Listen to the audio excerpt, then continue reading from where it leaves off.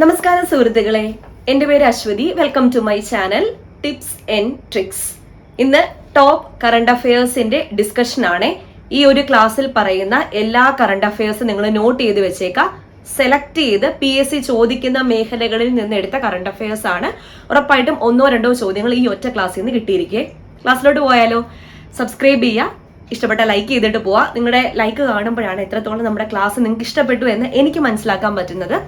നിങ്ങളുടെ അഭിപ്രായങ്ങൾ ധൈര്യമായിട്ട് താഴെ കമന്റ് ചെയ്തോളൂ. ഞാൻ എല്ലാത്തിനും റിപ്ലൈ തരാറുണ്ട്. പിന്നെ നമ്മുടെ ടെലഗ്രാം ചാനലിന്റെ ലിങ്ക് ഫസ്റ്റ് കമന്റ് ആയിട്ട് പിൻ ചെയ്ത് വെച്ചിട്ടുണ്ടായിരിക്കും. ക്ലാസ്സിലോട്ട് പോയാൽ 2022-23 കറണ്ട് അഫയേഴ്സ് ആണ് പറയുന്നത്. ആദ്യത്തേത് ഓപ്പറേഷൻ ആഗ്. എന്താണ് ഓപ്പറേഷൻ ആഗ് എന്ന് പറയുന്നത്? ഗുണ്ടകളെ അമർച്ച ചെയ്യാൻ 2023 കേരള പോലീസ് ആരംഭിച്ച ഒരു പദ്ധതിയാണ്, ഒരു പരിപാടിയാണ് ഓപ്പറേഷൻ ആഗ്. ലക്ഷ്യം എന്താണ്? ഗുണ്ടകളെ അമർച്ച ചെയ്യുക എന്ന ലക്ഷ്യത്തോടുകൂടി 2023 കേരള പോലീസ് ആരംഭിച്ച പരിപാടിയാണ് ഓപ്പറേഷൻ ആഗ്. ഓക്കെ, ആ ഒരു പോയിന്റ് അവിടെ ഓർക്കുക. ഓപ്പറേഷൻ ആഗ് എന്ന് കാണുമ്പോൾ തന്നെ ഗുണ്ടകളെ അമർച്ച ചെയ്യാൻ ഉള്ളതാണെന്ന് ഓർക്കുക. അടുത്തത് സംസ്ഥാന സ്കൂൾ കലോത്സവം. വളരെ ഇമ്പോർട്ടന്റ് ആയിട്ടുള്ള ടോപ്പിക്കാണ്. സംസ്ഥാന സ്കൂൾ കലോത്സവം 2023 എത്രാമത്തെ സംസ്ഥാന സ്കൂൾ കലോത്സവമായിരുന്നു 2023 നടന്നത്? 61ാമത് സംസ്ഥാന സ്കൂൾ കലോത്സവം 2023.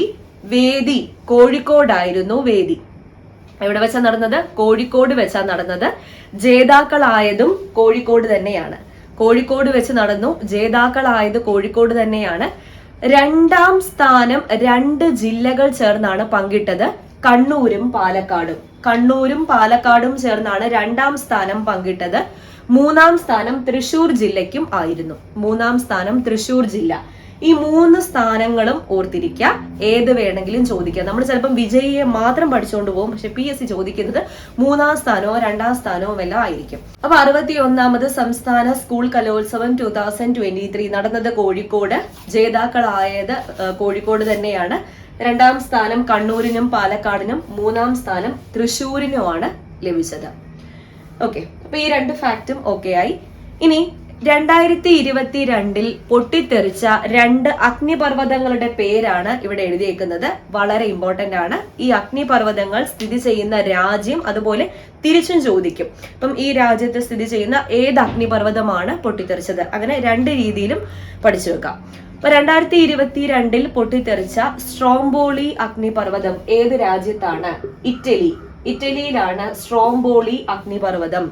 സ്ട്രോംബോളി അഗ്നിപർവ്വതം എവിടെയാണ് സ്ഥിതി ചെയ്യുന്നത്? ഇറ്റലിയിലാണ് സ്ഥിതി ചെയ്യുന്നത്. ഇനി 2022 പൊട്ടിത്തെറിച്ച സെമേരു അഗ്നിപർവ്വതം എവിടെയാണ് സ്ഥിതി ചെയ്യുന്നത്? ഇന്തോനേഷ്യയിലാണ് സെമേരു അഗ്നിപർവ്വതം. അപ്പൊ സ്ട്രോംബോളി അഗ്നിപർവ്വതം എവിടെയാണ്? ഇറ്റലി. സെമേരു അഗ്നിപർവ്വതം എവിടെയാണ്?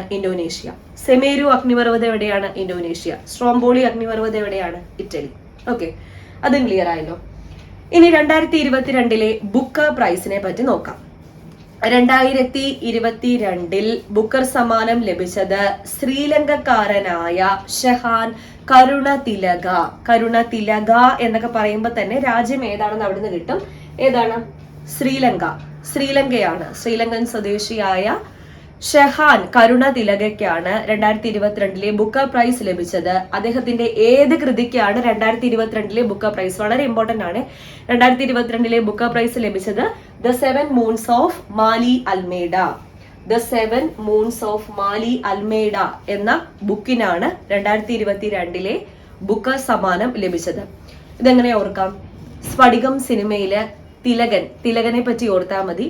അദ്ദേഹം ആ ഒരു സിനിമയില് മാഷായിരുന്നു, സ്കൂൾ അധ്യാപകനായിരുന്നു. അപ്പൊ അദ്ദേഹത്തിന് ബുക്കുമായിട്ടൊക്കെ ബന്ധമുണ്ടല്ലോ. പിന്നെ അദ്ദേഹം ഏത് സബ്ജക്റ്റാണ് പഠിപ്പിച്ചുകൊണ്ടിരുന്നത്? കണക്കായിരുന്നില്ലേ? ഭൂഗോളത്തിന്റെ ഓരോ സ്പന്ദനവും കണക്കിലാണ് എന്നല്ലേ അദ്ദേഹം പറഞ്ഞത്. അപ്പൊ ഇവിടെ 7 എന്ന് പറയുന്ന ഒരു നമ്പർ ഇല്ലേ, അത് കണക്കിലേക്ക് കണക്ട് ചെയ്യാം. അപ്പൊ തിലകനും ഇവിടെ ഉണ്ട്, ബുക്കും ഇവിടെ ഉണ്ട്, 7ഉം ഉണ്ട്. കണക്ട് ചെയ്തൂടെ? സ്ഫടികം സിനിമ മാത്രം ഓർത്താൽ മതി. അപ്പൊ തിലകൻ ബുക്ക് മാഷായിരുന്നു, പിന്നെ അദ്ദേഹം മാത്തമാറ്റിക്സിന്റെ മാഷായിരുന്നു. ഭൂഗോളത്തിന്റെ ഓരോ സ്പന്ദനവും കണക്കിലാണ്. കണക്ക് തന്നെ 7 നമ്പർ ഇവിടെ കിടക്കുമല്ലേ. ഓക്കെ, അപ്പൊ the 7 moons of Maali Almeida എന്ന ബുക്കിനാണ് പുരസ്കാരം ലഭിച്ചത്. Shehan Karunatilaka Booker prize 2022. അപ്പൊ ഇത്രയും ഫാക്ട് ഇവിടുന്ന് കിട്ടിയല്ലോ. ഓപ്പറേഷൻ ആഗ് ഗുണ്ടകളെ അമർച്ച ചെയ്യാൻ. പിന്നെ 61ാമത് സംസ്ഥാന സ്കൂൾ കലോത്സവം വേദി കോഴിക്കോട്, വിജയ് കോഴിക്കോട്, 2ാം സ്ഥാനം കണ്ണൂരിനും പാലക്കാടിനും, 3ാം സ്ഥാനം ലഭിച്ചത് തൃശ്ശൂരിന്. 2022 പൊട്ടിത്തെറിച്ച 2 അഗ്നിപർവ്വതങ്ങളുടെ പേരുണ്ട്, സ്ട്രോംബോളിയും സെമേരുവും. സ്ട്രോംബോളി സ്ഥിതി ചെയ്യുന്നത് ഇറ്റലിയിലും സെമേരു സ്ഥിതി ചെയ്യുന്നത് ഇന്തോനേഷ്യയിലും. 2022 ബുക്ക് പ്രൈസ് ലഭിച്ചത് ഷെഹാൻ കരുണ തിലക. ഇദ്ദേഹത്തിന്റെ the 7 moons of Maali Almeida എന്ന ബുക്കിനാണ് പുരസ്കാരം ലഭിച്ചത്. സ്ഫടികത്തിന്റെ കോഡ് ഓർത്തോടാം. അടുത്ത പോയിന്റ്സ് നോക്കാം.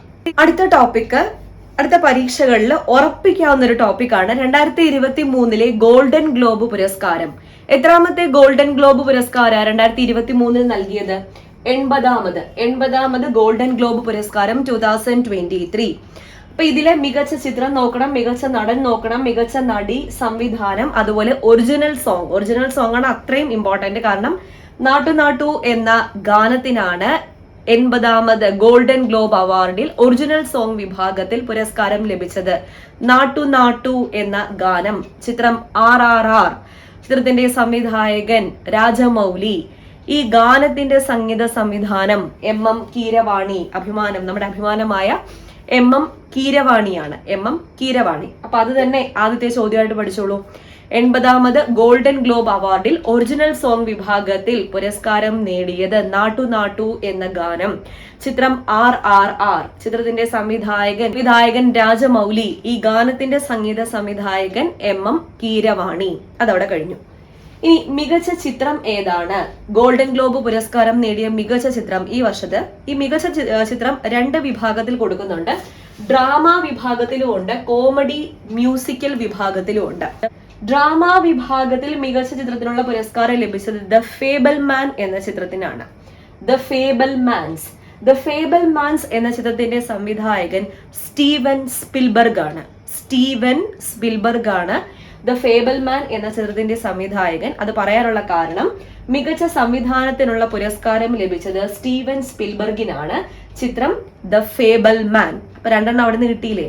അപ്പോൾ മികച്ച ചിത്രം ദ ഫേബിൾമാൻ ഡ്രാമ വിഭാഗത്തിൽ ഈ ചിത്രത്തിന്റെ സംവിധായകനാണ് സ്റ്റീവൻ സ്പിൽബർഗ്. മികച്ച സംവിധാനത്തിനുള്ള പുരസ്കാരം ലഭിച്ചത് സ്റ്റീവൻ സ്പിൽബർഗിനാണ്. ചിത്രം ദ ഫേബിൾമാൻ. ഓക്കെ, ഇത് ഞാൻ കോഡിട്ട് തരാവേ ഓർക്കാൻ വേണ്ടിയിട്ട്. ഇനി മികച്ച ചിത്രം കോമഡി ബാർ മ്യൂസിക്കൽ ലഭിച്ചത് ദ ബാൻഷീസ് ഓഫ് ഇനിഷ്യരിൻ എന്ന ചിത്രത്തിനാണ്. അപ്പൊ ഈ 2 ചിത്രവും കൂടി നമുക്ക് എങ്ങനെ ഓർത്തിരിക്കാം? മാനിന്റെ ഇപ്പോഴത്തെ പ്രവർത്തികളൊക്കെ കണ്ട ഇവരെ ഗ്ലോബിൽ നിന്ന് ബാൻ ചെയ്യേണ്ടതായിട്ടുണ്ട് അല്ലെ? അമ്മാതിരി പ്രവർത്തികളാണ് ഈ പ്രകൃതിയോടൊക്കെ കാണിക്കുന്നത്. പ്രകൃതി ചൂഷണവും ഒക്കെ ഇവര് ഈ മനുഷ്യന്മാര് കാരണമല്ലേ. അപ്പൊ അതങ്ങ് ഓർത്താൽ മതി. മാനിന്റെ ഇപ്പോഴത്തെ പ്രവർത്തികൾ കണ്ട ഗ്ലോബിൽ നിന്ന് അവരെ ബാൻ ചെയ്യേണ്ടതായിട്ട് ഉണ്ട്. അപ്പൊ എല്ലാം കിട്ടുമല്ലോ അവിടുന്ന്. എന്താണ്? മാൻ, ഫേബൽ മാൻ, ഗ്ലോബ്, ഗോൾഡൻ ഗ്ലോബ്, ഇവരെ ബാൻ ചെയ്യണം. Banshees of ഇനിഷ്യരിൻ. ഓക്കെ, അപ്പൊ അത് രണ്ടും അവിടെ മികച്ച ചിത്രമാണ്. ഇനി മികച്ച നടൻ, അതും ഇതുപോലെ ഡ്രാമ വിഭാഗവും ഉണ്ട്, കോമഡി ബാർ മ്യൂസിക്കൽ വിഭാഗവും ഉണ്ട്. ഡ്രാമ വിഭാഗത്തിൽ ലഭിച്ചത് ഓസ്റ്റിൻ ബട്ട്ലറിനാണ് ഡ്രാമ വിഭാഗത്തില് മികച്ച നടനുള്ള പുരസ്കാരം ലഭിച്ചത്. ഇനി കോമഡി ബാർ മ്യൂസിക്കൽ ആണെങ്കിൽ കോളിൻ ഫാരൽ. ഇതൊക്കെ കോഡിട്ട് തരാം, ഇപ്പൊ ജസ്റ്റ് ഒന്ന് പേര് കേട്ട് വയ്ക്കാം. Colin Farrell. ഇനി മികച്ച നടി ഡ്രാമ വിഭാഗത്തിലെ കാത്തെ ബ്ലാഞ്ചറ്റിനും കോമഡി ബാർ മ്യൂസിക്കലിന് മിഷേൽ ഇയോയ്ക്കാണ് ലഭിച്ചത്. ഇത് 4 കൂടി ഞാനൊരു കോഡിടാം. അതായത് മികച്ച നടൻ 2 പേരുണ്ട്, മികച്ച നടിമാര് 2 പേരുണ്ട്. ഇതൊന്ന് കോഡിട്ടാം. ഓഗസ്റ്റ് മാസം നല്ല കോൾഡ് ആയതുകൊണ്ട് ബ്ലാങ്കറ്റ് ഒന്നും മിച്ചമില്ല, എല്ലാവരും വാങ്ങിച്ചുകൊണ്ട് പോയി. അപ്പോൾ ഓഗസ്റ്റ് മാസം നല്ല കോൾഡ് ആയതുകൊണ്ട്, നല്ല തണുപ്പായതുകൊണ്ട് ബ്ലാങ്കറ്റ് ഒന്നും മിച്ചമില്ല എന്ന് ഓർത്താൽ മതി. അപ്പോൾ August Austin, cold Colin, blanket അവിടെ തന്നെ ഉണ്ട്. പിന്നെ ഒന്നും മിച്ചമില്ല, അത് മിഷേൽ എന്ന് ഓർത്താൽ മതി. അപ്പോൾ Austin Butler, Colin Farrell, Cate Blanchett, Michelle Yeoh. ഇനി ഇവരുടെ ചിത്രം ജസ്റ്റ് ഒന്ന് പറയാം. ഓസ്റ്റിൻ ബട്ട്ലറിന് എൽവിസ് എന്ന ചിത്രത്തിനാണ് പുരസ്കാരം ലഭിച്ചത്. എന്ന ചിത്രത്തിലെ അഭിനയത്തിനാണ് മികച്ച നടനുള്ള പുരസ്കാരം ലഭിച്ചത്. കോളിൻ ഫാരൽ ഈ ചിത്രമാണ് the Banshees of Inisherin. Cate ബ്ലാഞ്ചറ്റിന് TAR എന്ന ചിത്രത്തിനാണ്. മിഷേൽ ഇയോയ്ക്ക് everything everywhere all at once, everything everywhere all at once എന്ന ചിത്രത്തിലെ അഭിനയത്തിനാണ് മിഷേൽ ഇയോയ്ക്ക് പുരസ്കാരം ലഭിച്ചത്. ഇനി ബാക്കി രണ്ട് നേരത്തെ പറഞ്ഞു. മികച്ച സംവിധാനം സ്റ്റീവൻ സ്പിൽബർഗും ഒറിജിനൽ സോങ്ങിനുള്ളത് നാട്ടു നാട്ടു എന്ന ഗാനം. ചിത്രം RRR, ചിത്രത്തിന്റെ സംവിധായകൻ രാജമൗലിയാണ്. സംഗീത സംവിധാനം MM കീരവാണിയാണ്. കീരവാണി. ഓക്കെ, അടുത്ത ഫാക്ട് നോക്കാം. അടുത്ത ഒരു പോയിന്റ് ഇമ്പോർട്ടന്റ് ആണ്, കേരളവുമായിട്ട് ബേസ് ചെയ്തിട്ടാണ്. ഉഷ്ണരാശി എന്ന നോവലില്ലേ, വയലാർ അവാർഡ് നേടിയ KV മോഹൻകുമാറിന്റെ നോവലാണ് ഉഷ്ണരാശി കരപ്പുറത്തിന്റെ ഇതിഹാസം എന്നത്. 2022 പുന്നപ്ര വയലാർ സമരത്തെ ആസ്പദമാക്കി അരങ്ങിലേറിയ നാടകമാണ് ഉഷ്ണരാശി എന്നത്. ഈ നാടകത്തിന്റെ പ്രമേയം എന്ന് പറയുന്നത് എന്താണ്? പുന്നപ്ര വയലാർ സമരമാണ് ഈ നാടകത്തിന്റെ പ്രമേയം. ഈ നാടകത്തിന്റെ കഥ ഉഷ്ണരാശി കരപ്പുറത്തിന്റെ ഇതിഹാസം എന്ന കഥയാണ്. ഈ കഥ രചിച്ചത് ആരാണ്? KV മോഹൻകുമാർ. ഇദ്ദേഹത്തിന് ഈ കൃതിക്കാണ് വയലാർ അവാർഡ് ലഭിച്ചത്. അടുത്തത്, ഊരൂട്ടമ്പലം UP സ്കൂളിന്റെ പുതിയ പേര് മഹാത്മാ അയ്യങ്കാളി പഞ്ചമി സ്മാരക സ്കൂൾ എന്നാണ്. ഇപ്പൊ ഊരൂട്ടമ്പലം UP സ്കൂളിന്റെ പേര് മാറ്റിയിട്ട് ഇനി മുതൽ അത് അറിയപ്പെടുന്നത് മഹാത്മാ അയ്യങ്കാളി പഞ്ചമി സ്മാരക സ്കൂള്. അതെന്തുകൊണ്ട് അങ്ങനെ മാറ്റിയത്? ഒരു ലഹള ഉണ്ടായിരുന്നില്ലേ, കാന്തള ലഹള എന്ന് പറയുന്നത് ഈ സവർണ ജാതിക്കാര് അവർണ ജാതിയിലുള്ള ആൾക്കാരെ സ്കൂൾ പ്രവേശനത്തിനൊന്നും സമ്മതിക്കാതിരുന്ന ഒരു കാലത്ത്. ആ സമയത്ത് തിരുവിതാംകൂർ രാജാവ് അവർണർക്കും പഠിക്കാം എന്ന് പറഞ്ഞിട്ട് ഉത്തരവൊക്കെ ഇറക്കിയിട്ടുണ്ടായിരുന്നു. എന്നിരുന്നാലും സവർണ ജന്മിമാർ അത് ഉൾക്കൊള്ളാൻ വേണ്ടിയിട്ട് തയ്യാറായില്ല. അയ്യങ്കാളി താഴെ ജാതിയിൽപ്പെട്ട കീഴ്ജാതിയിൽപ്പെട്ട പഞ്ചമി എന്ന കുട്ടിയുമായിട്ട് ഈ ഊരൂട്ടമ്പലം കാന്തള കുടിപ്പള്ളിക്കൂടം എന്നറിയപ്പെട്ടിരുന്ന ആ സ്കൂളിലേക്ക് പോയി. അതിലെ പ്രകോപിതരായ സവർണ ജാതിക്കാര് രാത്രിയില് ആ ഓലഷെഡ് ആയിരുന്നു, ഓലഷെഡിന് തീ വെക്കുകയും അത് അയ്യങ്കാളിയുടെ തലയിൽ കൊണ്ടുവയ്ക്കുകയും ചെയ്തു. അത് വലിയ പ്രതിഷേധത്തിന് ഇടയാക്കുകയും അയ്യങ്കാളിയാണ് സ്കൂള് കത്തിച്ചത് എന്ന് വരുത്തി തീർത്ത് കീഴ്ജാതിയിലുള്ള ആൾക്കാരുടെ വീടൊക്കെ കത്തിക്കുകയും അതുപോലെ സ്ത്രീകളെ അപമാനിക്കുകയും മറ്റു കാര്യങ്ങളൊക്കെ ചെയ്തു.